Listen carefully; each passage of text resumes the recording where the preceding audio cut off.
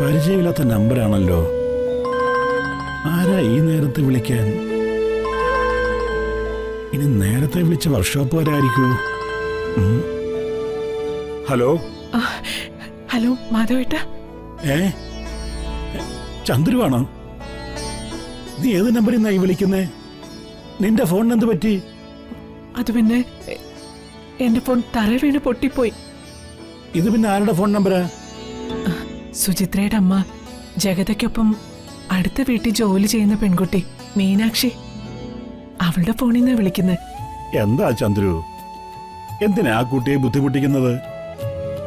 മനോജിന്റെ ഹരിതയുടെ ഫോണിൽ നിന്ന് വിളിച്ചാ പോരായിരുന്നോ? അത് പിന്നെ അവര് രണ്ടുപേരും നല്ല ഉറക്കത്തില്ല, ശല്യപ്പെടുത്തണ്ടെന്ന് കരുതിയിട്ടാ. ഇന്നത്തെ ദിവസത്തിന്റെ പ്രത്യേകത അറിയുമോ ചന്ദ്രുവിന്? അറിയണമല്ലോ, നമ്മുടെ വിവാഹ ദിവസം മറക്കാൻ പറ്റുമോ? വിവാഹ ദിവസം മാത്രമല്ല, നമ്മൾ ആദ്യമായി കണ്ട ദിവസവും ഇന്ന് തന്നെ. രണ്ടും ഒരേ ദിവസം. എന്തൊക്കെ മറന്നാലും ആ ദിവസത്തിന്റെ ഓർമ്മ തിളക്കം അതൊരിക്കലും മായില്ല, അല്ലേ ചന്ദ്രു? മാധവേട്ടന്റെ ശബ്ദത്തിന് പെട്ടെന്നൊരു ചെറുപ്പം വന്നതുപോലെ.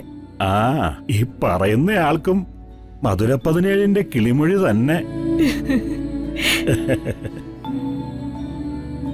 എല്ലാ വിവാഹ വാർഷികത്തിനും നമ്മൾ ഒരുമിച്ചുണ്ടായിരുന്നു. ആദ്യമായിട്ട് നമ്മൾ വേർപിരിഞ്ഞ് കഴിയുന്നു. അതുകൊണ്ടെന്താ ഇന്നും വെറുതെ ഓർമ്മകൾ വയവിറക്കി രണ്ടിടത്തായി കഴിയണമെന്നാണോ?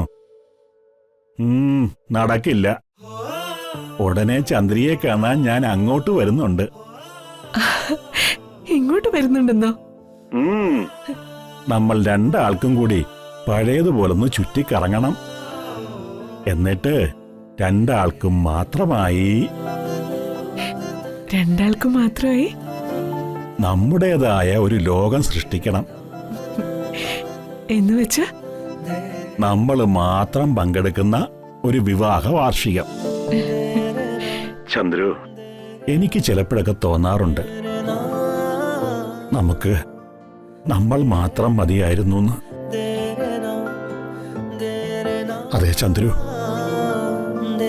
നമ്മളെ പരസ്പരം പിരിക്കാനായിരുന്നുവെങ്കിൽ എന്റെ ചന്ദ്രു പ്രസവിക്കണ്ടായിരുന്നു. മാധവേട്ട, എന്താ ഇങ്ങനെയൊക്കെ? ചിലപ്പോഴൊക്കെ മാധവൻ ഇങ്ങനെയാ. നീയില്ലാതെ, നിന്നെ കാണാതെ പറ്റുന്നില്ല എനിക്ക്. അതൊക്കെ വിട്ടേക്ക്. എനിക്ക് എന്റെ ചന്ദ്രുവിനെ കാണാൻ കൊതിയായി. ഞാൻ അങ്ങോട്ട് വരാൻ പോവാ. നീ ഫോൺ വെച്ചോ. മാധവേട്ട, അത് മാധവേട്ട, മാധവേട്ട.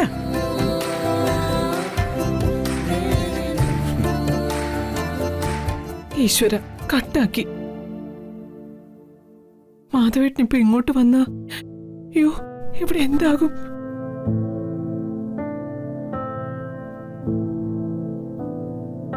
മാനത്തെ കൊട്ടാരം